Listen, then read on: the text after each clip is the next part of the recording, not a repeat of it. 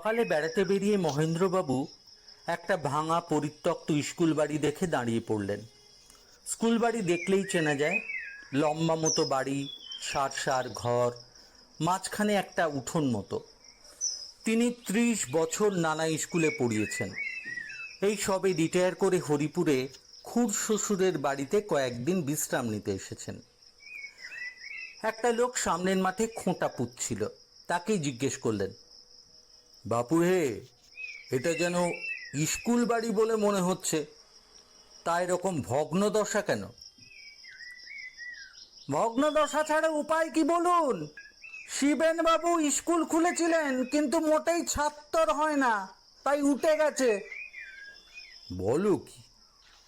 তা ছাত্র হয় না কেন? আগে হলো গরিবের গাঁ, ছেলে পুলেদেরও পেট ভাতের জোগাড় করতে কাজে লেগে পড়তে হয়, বরবার ফুটসত কোথায় বলুন? তাহলে তো বড়ই মুশকিল। এক কাজ করলে হয় না?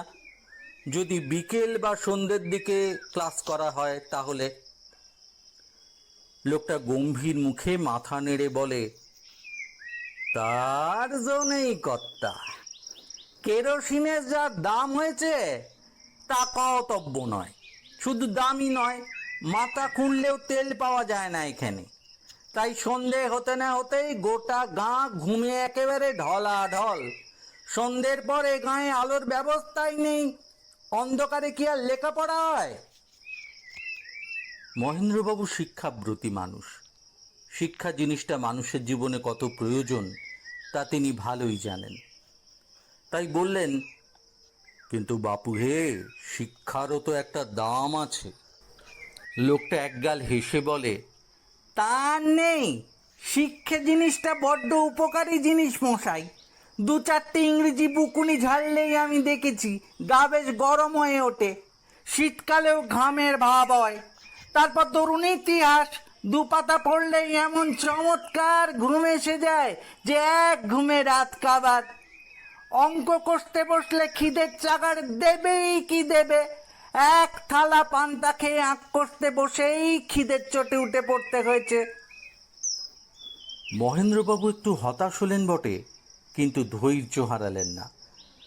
বললেন, তা বাপু, স্কুলটা চালু করার একটা ব্যবস্থা করা যায় না? লোকটা কাঁচুমাচু মুখে বলে, শিবেন বাবু তো পটল তুলেছেন, তার ছেলে মেয়েরা ব্যবসা বাণিজ্য নিয়ে ভারী ব্যস্ত। স্কুলের পেছনে কে টাকা ঢালবে বলুন? ছাত্রও তো নেই। তাই তো, বড় সমস্যায় পড়া গেল দেখছি।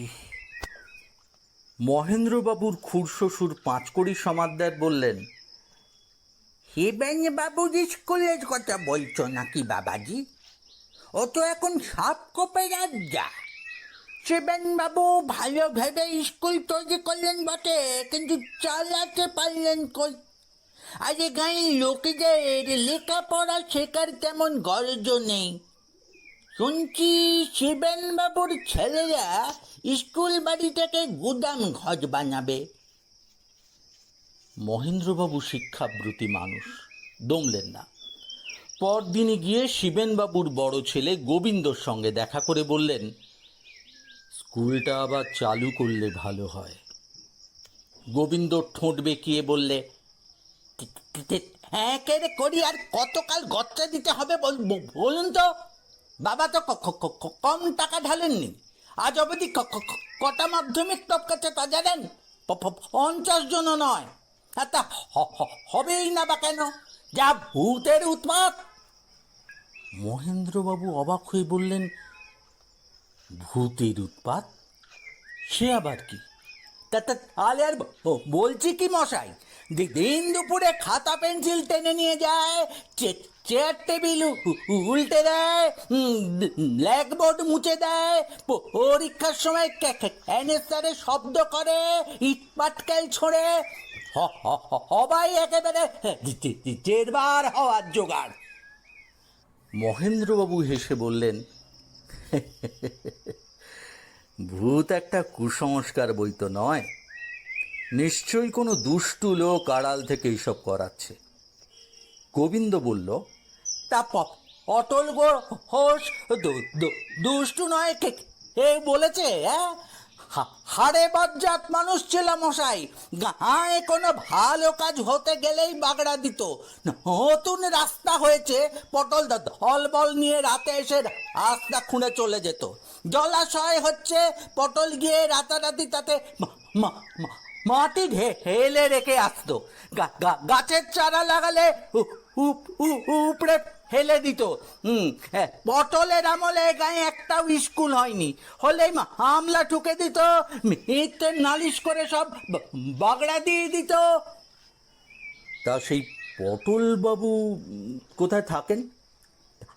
কে জানে মশাই, তবে কয়েক বছর হলো সে মারা গেছে। ভেবেছিলাম এবার হাটা জুড়োবে। কোথায় কি ভূত হয়ে এখন আমাদের স্কুলের পেছনে লেগেছে। আমাদেরই কপালটা খারাপ। ওই জায়গায় পটলের হিটে ছিল কিনা, বা আবার জমিটা কিনে নিয়েছিলেন। ব্যর্থ মনোরথ হয়ে মহেন্দ্রবাবু ফিরে এলেন। সব শুনে পাঁচকড়ি বললেন, বাবা জীবন, আমি কিন্তু বিষয়টা জানতাম। গোবিন্দ মিথ্যে কথা বলেনি, কিন্তু তুমি বিশ্বাস করবে না তাই আমি বলিনি। কিন্তু ঘটনাটা সত্যি। মহেন্দ্রবাবু জেদি লোক। খেয়ে দিয়ে শুয়ে পড়লেন বটে, কিন্তু মটকা মেরে রইলেন। বাড়ির সবাই ঘুমুলে চুপি চুপি উঠে খিড়কি খুলে বেরিয়ে পড়লেন। তারপর সোজা এসে পোড়া স্কুল বাড়িটায় ঢুকে পড়লেন। ভূতের মোকাবিলা কখনো করেননি বলে মহেন্দ্রবাবু ঠিক বুঝে উঠতে পারছিলেন না এই মতাবস্থায় কি করা উচিত। তবে তাঁর সাহস অসম্ভব বেশি, বুদ্ধিও বড় কম নয়। সামনে যে ক্লাসঘরটা দেখলেন সেটাতেই ঢুকে পড়লেন মহেন্দ্রবাবু। ঘুটঘুটি অন্ধকার, ইঁদুরের কিচমিচ শোনা যাচ্ছে, ঝিঁঝি ডাকছে, চামচিকে উড়ে বেড়াচ্ছে। মহেন্দ্রবাবু মাথায় মুখে হাতে মাকড়সার জাল টের পাচ্ছেন। চারদিকে বিচ্ছিরি একটা গন্ধ। মহেন্দ্রবাবু গলা খাঁকারে দিয়ে খুব গম্ভীরভাবে ডাকলেন, পটল বাবু। কেউ জবাব দিল না। পটল বাবু শুনতে পাচ্ছেন? কোনো শব্দ নেই। পটল বাবু, আমি হলাম মহেন্দ্র মাস্টার। বহু গাধা ঠেঙিয়ে মানুষ করে দিয়েছি, বুঝলেন? অন্ধকারে হঠাৎ সামনে একটা সাদা মতো কি যেন দেখা গেল। না, কোনো মূর্তি টূর্তি নয়, খানিকটা কুয়াশার মতো ব্যাপার। কিন্তু হঠাৎ একটা খেঁকানো গলায় কে যেন বলে উঠল, তো বুকের ফাটা যে রাত বিরেতে ডাকা ডাকি করছিস।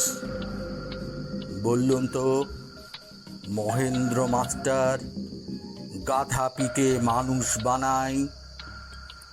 নামতে এখানে কেন? আর জায়গা নেই?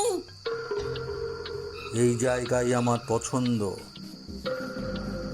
আজ থেকে রোজ নিশুত রাতে আমি আপনাকে লেখাপড়া শেখাবো। লেখাপড়া আমাকে? যে আজ্ঞে। আপনার কথা শুনে মনে হলো আপনার ভিতরে একটা অবিদ্যার বাস, তাকে তাড়াতে হলে বিদ্যার দরকার। আপনি তৈরি থাকুন, কাল থেকেই আমি আপনাকে পড়ানো শুরু করব। প্রথমে মুগ্ধবোধ, তারপর বর্ণ পরিচয়, তারপর ব্যাকরণ, কথামালা, হিতোপদেশ। শেখালেই হলো, যদি না শিখি? সহজে শিখবেন না আমি জানি, কিন্তু আমি তো ছাড়ার পাত্র নই। দেখো মাস্টার, মানে শুনে পড়ো, নইলে এমন সব কাণ্ড করবো যে পালানোর পথ পাবে না। দেখুন না চেষ্টা করে, কত ডাকাত ছেলেকে জল করে এসেছি। আপনি তো কিছুই নন। আচ্ছা তৃতীয় তো যে আজ্ঞে।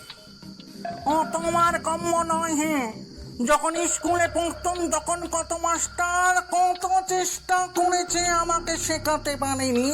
তুমি কোথা থেকে উদয় হলে হে বাপু? উদয় যখন হয়ে পড়েছি তখন আর সহজে অস্ত যাচ্ছি না, বুঝলেন পটলবাবু? পটলবাবু ভূত একটু চুপ করে থেকে বলল, তার মানে তুমি সহজে ঠিক হওয়ার লোক নও। আজ্ঞে না। তোর বাপু, আমাকে লেখাপড়া শিখিয়ে হবেটা কি?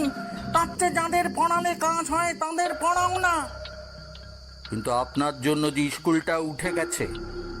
ঠিক আছে বাপু, স্কুল হোক, আমি বরং তখন পাশের গায়ে হাওয়া খেতে যাব। ঠিক তো?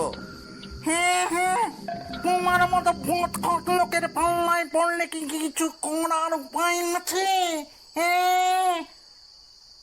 মহেন্দ্রবাবু হাসলেন।